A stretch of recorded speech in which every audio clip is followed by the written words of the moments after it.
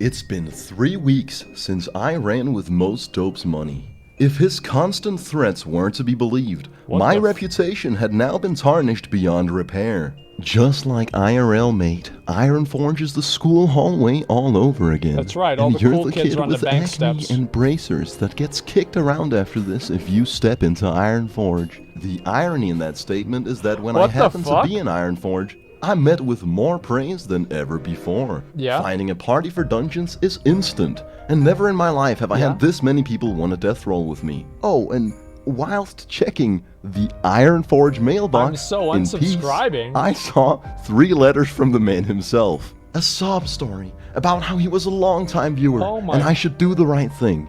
I sent his 3 letters back along with a banana and wrote, "It's been a pleasure doing business with you." Most Dope opened a complaint on the Noggenfogger EU Discord server. I defended myself from these harsh allegations by saying, "I did it! I'm guilty!" Most Dope even took to Twitter to beg for his money, saying he was still waiting. Wait, so this dude scammed this other dude out of 900G. Well, why would he need to give you 900 gold if he just loosed the roll?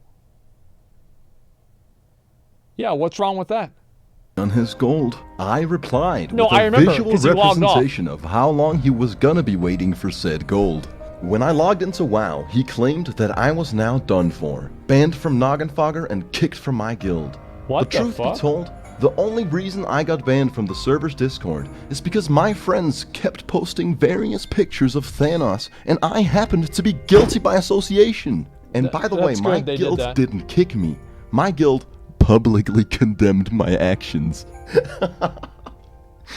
I can't wait to raid with them. It's gonna be a most dope experience. In fact, my time in WoW's never been better. Just a few weeks ago, this world was tarnished beyond repair. Oh, great. Absolutely unplayable. How come now I can go wherever I want? Quest in peace? Even get into Blackrock Mountain? Must be nice.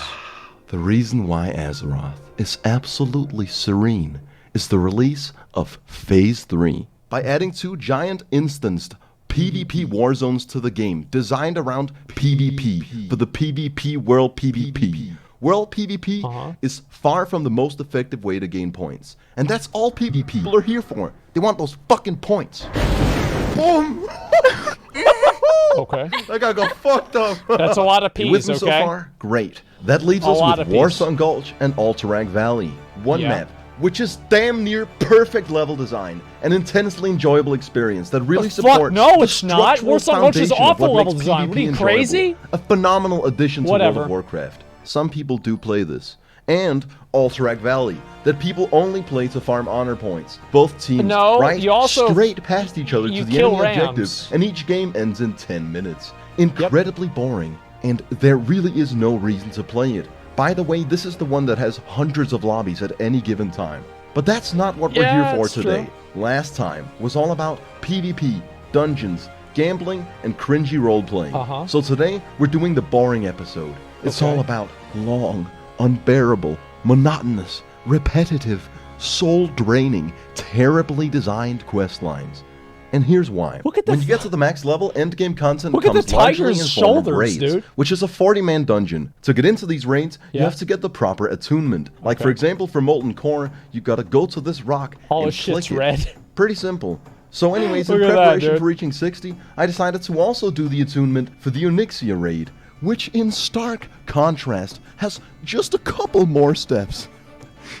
This quest is the worst thing that's ever happened to me. I start by having a stern talking with Helenda's Riverhorn. She tasks me to kill 15 black broodlings, 10 black dragon spawns, 1 black drake, and 4 black wormkins. Even with Phase 3 taking the majority of ADHD players away from the open world, Burning Steps is just a zone where you're prone to encounter a deficit of attention. After dying a few times, I managed to run away with a sliver of health. A couple of Alliance broskies took me in. They saw my perils, after which they ganged up with me to cleanse this place from Horde scum.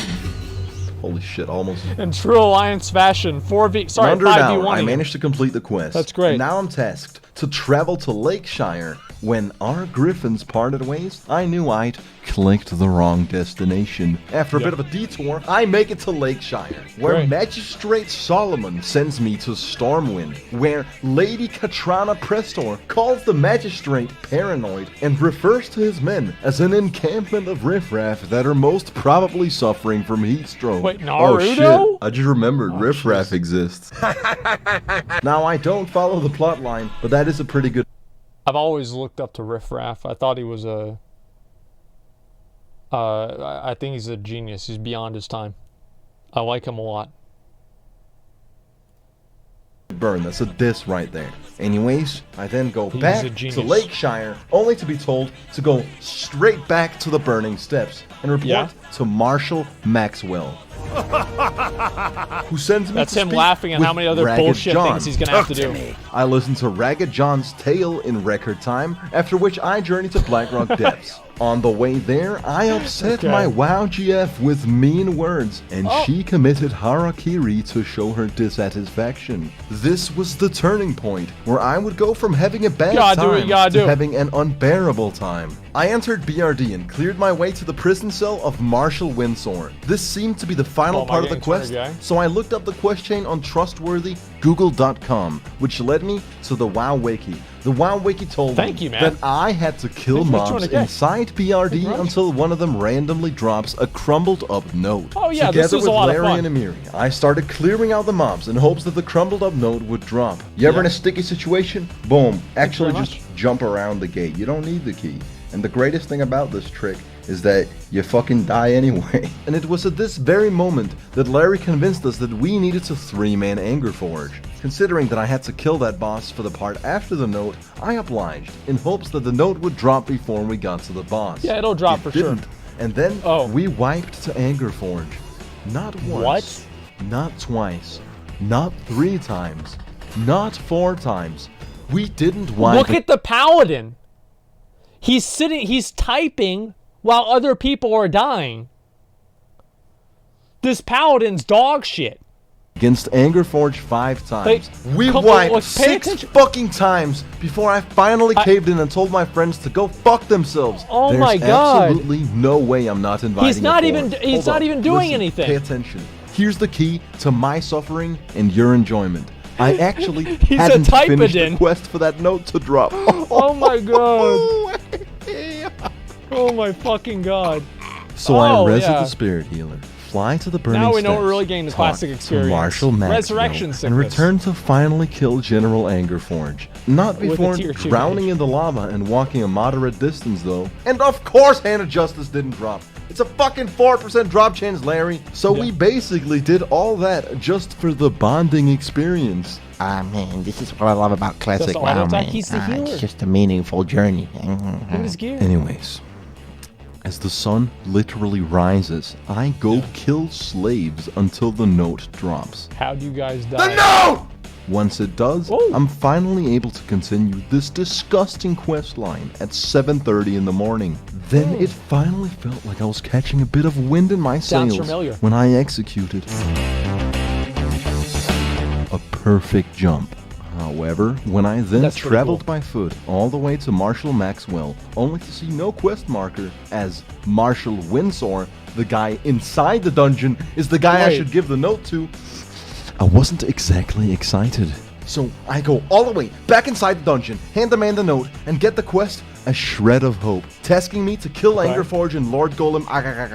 So I get a squad together, we skank our way through Blackrock Depths, kill the 2 bosses for the quest. I hand in the quest items to Marshal Windsor, which activates, hands down, the longest escort mission in Azeroth. When I say it literally took half an hour, I mean it literally took half an hour of just... You know what my favorite part about that was? Wiping 25 minutes into it. Now you got to do the whole fucking thing again. I just want to say, how the fuck did Tryhard get unbanned? How'd this happen? Well, I'm just as it is. You know, how does this happen? It just shows up again. It's a glitch. Ah, fuck it. Who cares?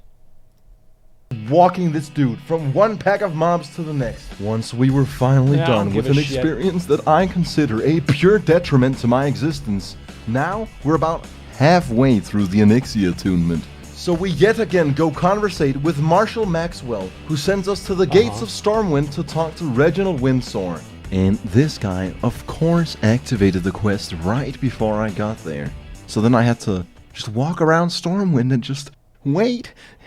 Just wait. I was starting to get a little bit irritated at this point. So anyways, I wait till he's done with the quest. Oh, God, and then I start working with this Remember absolute we were trying to layer hop to get around Not that shit? Not just does he reveal that Lady Katrana was actually Onyxia in disguise the whole time. Lady Prester. With an escort mission. No, man. Yes! Except he's actually an unbeatable god, and you're the one being escorted. That's a bit of a saving grace.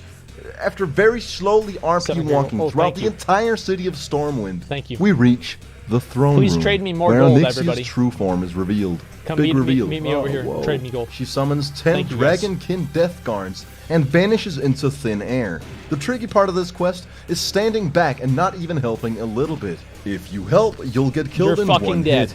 If you stand back, Reginald Windsor will take care of business. Yep. After a long, hard-fought battle, I spoke to High Lord Bolvar, who gave me a fragment of the dragon's eye, and asks me to seek out a dragon named Haley, who's disguised as a human in Winterspring. So, on the other side of the world.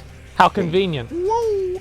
I travel to Winterspring, trying to get that playtime. Use the power of the internet to find out that I don't want to go through the manifestation of tedium, and that I can actually skip the death caves if I make this extremely hard jump, which will actually let you get to Haley without doing the death caves. Thank you. Unless you are unfathomably stupid, so unbearably lame-brained that you would step on the portal to the death caves. Yeah, imagine That's being one of the that classic stupid, blunders. dude. There's no it way actually teleports you into the caves of death, where you'll die. Oh. Just go back in the portal. Forced to reset the spirit healer, I'm greeted by the friendly horde players of Winterspring. They said to me, nice res sickness fool with body language. However, Phase 2 had me more than accustomed to the stale corpse walking, which is pretty much half the game sometimes. Whatever. So I made it back to the annoying jump, avoided the incantation circle, and spoke to Haley, who sadly informs me that I'm not done yet. I'd have to kill the final boss of Upper Blackrock Spire. So I go to the town of Winterspring to buy the schematics for the thorium tube, go back to Ironforge and use gambling proceeds to level my engineering to 300. I then procured 24 mithril bars, 4 hearts of fire, 6 true silver bars, 2 star rubies, 2 gold bars, and 2 gallons of goblin rocket fuel. What the fuck? I hired a blacksmith to use 10 of the mithril bars, 2 true silver bars, and 2 gold bars to craft me 2 inlaid mithril cylinders. With all these items together, I crafted the mithril mechanical dragonling. I then spent a sum of money to acquire the schematics for the Arcanite dragonling. What the fuck is that for? I would go on to procure 6 rugged leather, 6 lesser eternal essences, and 30 this dream seems like a dust, waste of time. which an enchanter used to bless me with 6 enchanted leather and 10 enchanted thorium bars. After which I crafted 6 thorium widgets and purchased 4 gold power cores. In total, I'd easily estimate that these materials set me back over 200 gold, and that's without factoring in the cost of leveling my engineering. Now I'm only missing the final ingredient. 8 delicate Arcanite converters. It looks like a really cheap thing to buy because it looks like a little widget. To my surprise, Arcanite bars cost 55 gold a pop, which means there's no way I could afford my epic mount if I were to craft this cool little dragon I wanted. So I decided to yet again stop fucking around at Ironforge and continue the goddamn quest. I assemble a group of Azeroth's finest warriors, then walk my character from Thorium Point into Blackrock Spire. No, seriously, the whole way. Oh my god. Once we enter the dungeon, I actually felt menacing vibrations surrounding me, and I knew I was in for a bad time. Our first wipe was on this pole. At first I wasn't exactly sure why we died. You see, I focus on the important stuff. Set my character to follow someone else and go roll a cup of tea. Once we try again, I find out the hard way that these mobs have knockback. And also, don't step on the eggs. We clear out the gauntlet. Blizzard thought it'd be fun to make players wait an unreasonable 2 minutes in between each pack of easily beatable trash mobs before we finally get to kill Rend Blackhand, let's see if the carapace drops. Nothing useful, and we really just waited 15 minutes for the bonding experience. Next up, we kill the Beast, who drops the Blademaster leggings. Some nice leather pants that are incredible for rogue players. I need them for my collection of items that I'm never actually gonna wear unless I roll one very specific spec where they might be useful, which I won't. I have that same thing. Then we wiped against a trash mob. I did the exact same thing. Set my character to follow and go take a shit. After dropping King Kong's finger, we wipe to the same group of trash mobs and repeat the process. Jesus Christ. Except I didn't take a shit this time, because I'd already on the bridge in front of the final room with the final boss. We yet again all get decimated by a pack of trash mobs. I'm starting to see a pattern here, and I'm ever so slightly concerned about our ability to actually kill the boss. Yet I remain hopeful and vigilant. Put yourself in my shoes. I can't wait to see how they're going to handle kiting the ads, dude. And General Dracasath.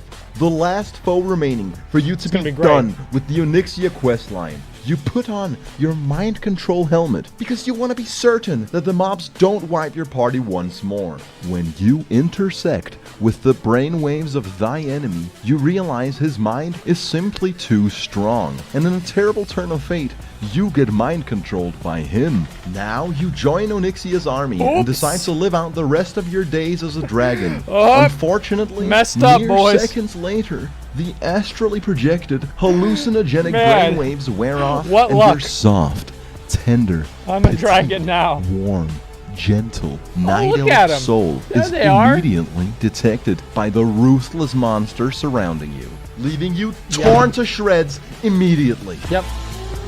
That's great. Once we finally stand before General Dracasath, we properly execute the fight by having one player leash the boss whilst everyone else takes care of the smaller mobs. Then General Dracasath violated our party without even losing half his health. I was actually the lone survivor. Is this what playing Classic is like for some people? Little crevice, and I would go on to escape the crevice and use my goblin jumper cables to resurrect our priest. Is this what it's like? To resurrect our whole party, and then no they wonder wouldn't people have to think walk Classic all the is way. hard. And actually, of course, that's not true. What? Oh, he fell down to LBRS. So again, we try. And oh my God. we wipe, making this a 2+ hour long UBRS run. Wow, Manon leaves, and our weak-willed party gives up.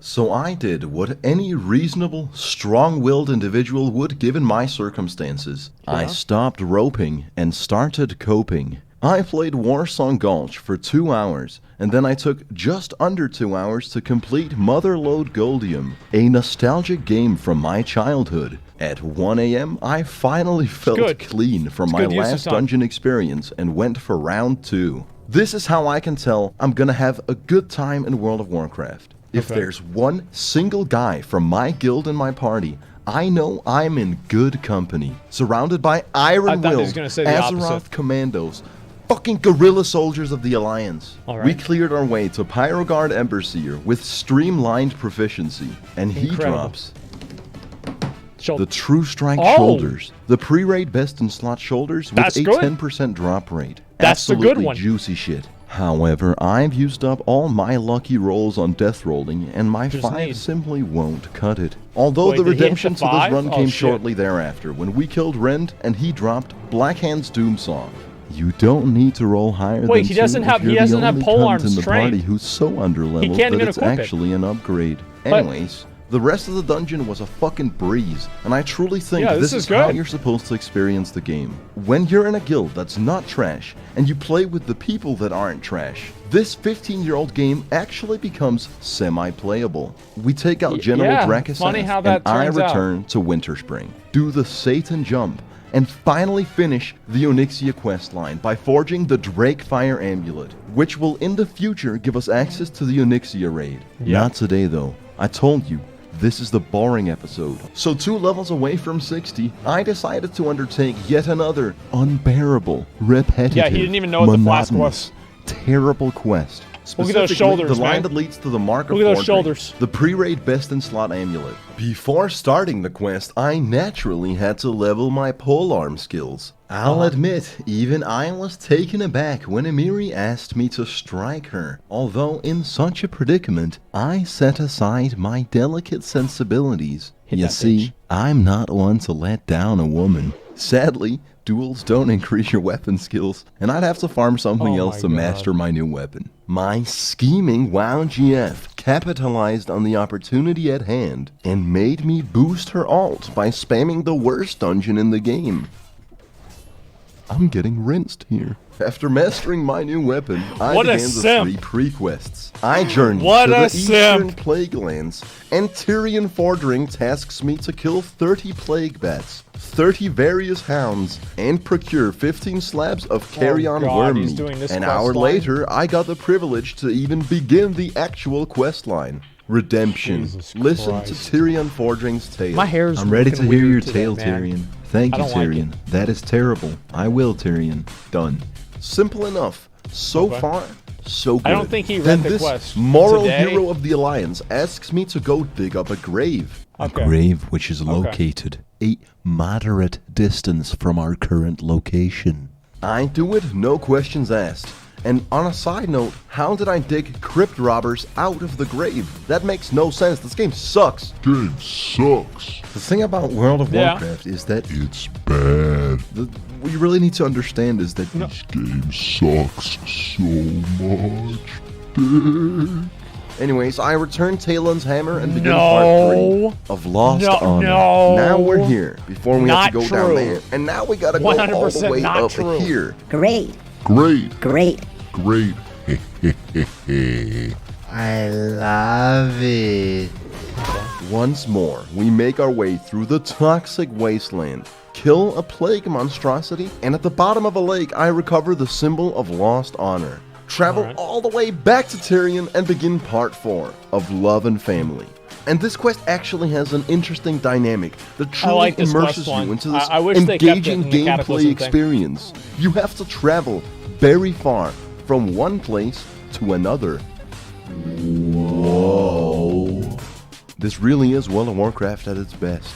The second part of this quest had us tasked with conquering the Stratholme dungeon. No, not the fun undead side where you can get the loot your character needs so badly, but rather the shitty live side that people only play to farm orbs, which sell for a hefty price on the auction house. So I went to Ironforge and gathered I like the live side way better. Just kidding, I was definitely. I hate doing strat undead. I don't have footage of when I gathered the squad. We entered fucking birds come out of nowhere. Now the first handful of wipes was complimentary. Then there's 2 it's honestly more just birds. par for the course at this point. Now what you really gotta pay attention to is right here, in the last hallway before killing the final boss needed for this quest. Mind you, at 6:30 AM with half my armor in the red, I accidentally pull a patrol of mobs that go on to devastate my comrades. This is Naturally, so bad. the better player survives the fight, only for my goblin jumper cables to malfunction. My comrades walk a gruesome distance and then immediately wipe so fucking hard on the next pull. Having been pushed to the limit of his emotional detriment, Chimera leaves us one man short,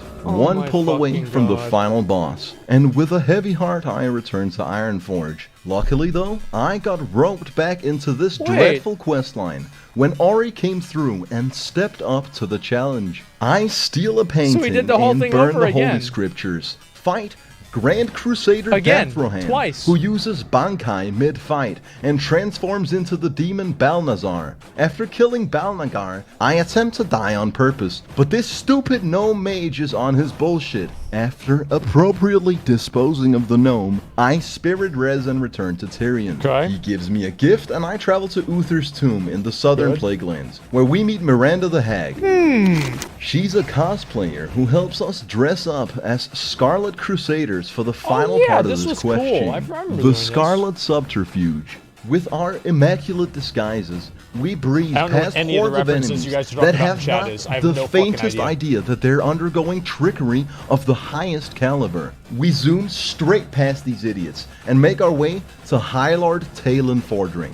As we stay in cosplay and convince the man to murder his own army, it dawns on me that this isn't Comic-Con, this is an escort mission. Now, you could choose to unveil your disguise and fight alongside Talon, but why actually play the game when you have a man on your side so powerful that he can jump through the floor? No, me and Ori had much better things to do with our time than racking up a repair bill, like walking in circles, doing the dance, RP walking, and questioning where Talon got a horse of that size. By the way, he got extremely close to dying once. You're probably supposed to help him. After RP walking for 20 minutes, Talon Fordring finally arrives at his destination, where he fights some trash mobs and somehow dies in one hit for no reason. Then you literally have to wait about 5 minutes for Tyrion to arrive. As we pass 8 AM, I finally complete the quest line to receive the Mark of Fordring, an absolutely fantastic amulet. I'll have you know that in 2 weeks of my life, I completed 2 quests in World of Warcraft, and I unironically think I live a pretty fulfilling life. Quest a week. Now you're sitting there in your chair, slumped over, with brain fog, a smelly t-shirt, and a big Adam's apple. Practically a zombie at this point. And I ask you, where's your fucking sense of urgency? Fix your goddamn posture. Sit up straight like an adult. Just fucking grow up already. Look at the level. Look at it. Look at my XP. Can't you see that I'm about to ascend? Wasn't it obvious I lied all along and played you all like a goddamn fiddle? So you're gonna hit 60? Strung you up like a fucking violin. This isn't the boring episode. This is the episode where I fucking rise! 334 hours of my life.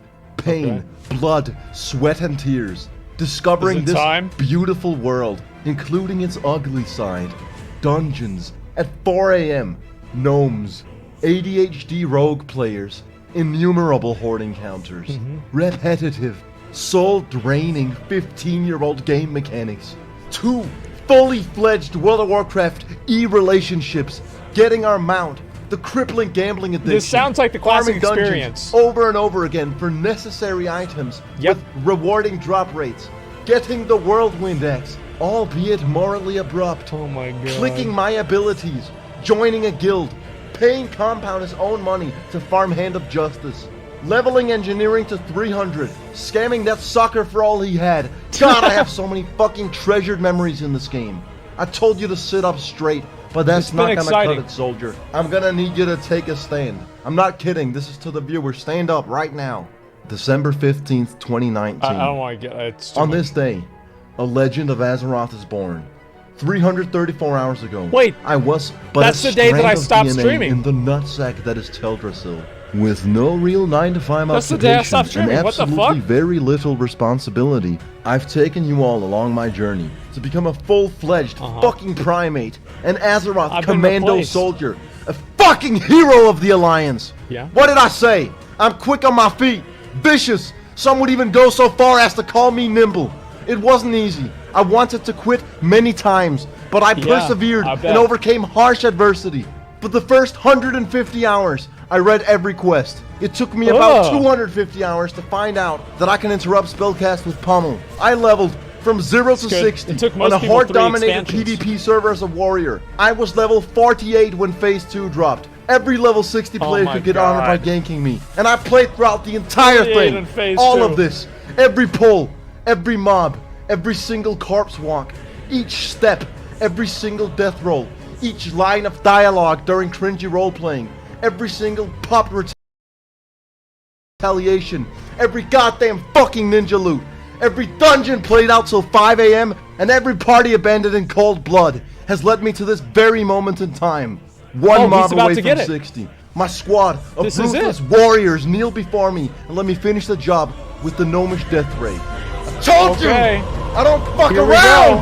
I'm the goddamn king! I run this shit! A bit anticlimactic that I overestimated the damage. So that's when we pulled out the gas.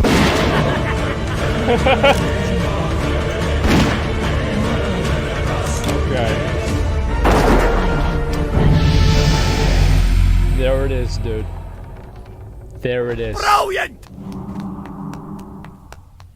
And yeah, reaching level 60 was actually super anticlimactic. The only immediate difference was that I was now no longer granted dopamine points for playing the game. The run went kinda shitty, and we wiped several times and the bow didn't drop. But you have to realize, the ecstasy of reaching level 60 actually comes about half an hour later at a certain vendor in Darnassus. I trade my 800 gold for the Swift Frost Saber. Alright. There it is. He's a 100% Andy. This guy's serious. And then one morning, I caught a certain individual logging into Ironforge and appropriately informed him that riding my new mount was a most dope experience. With his fucking money, dude. With his fucking money. Okay, you know what? That actually was really good.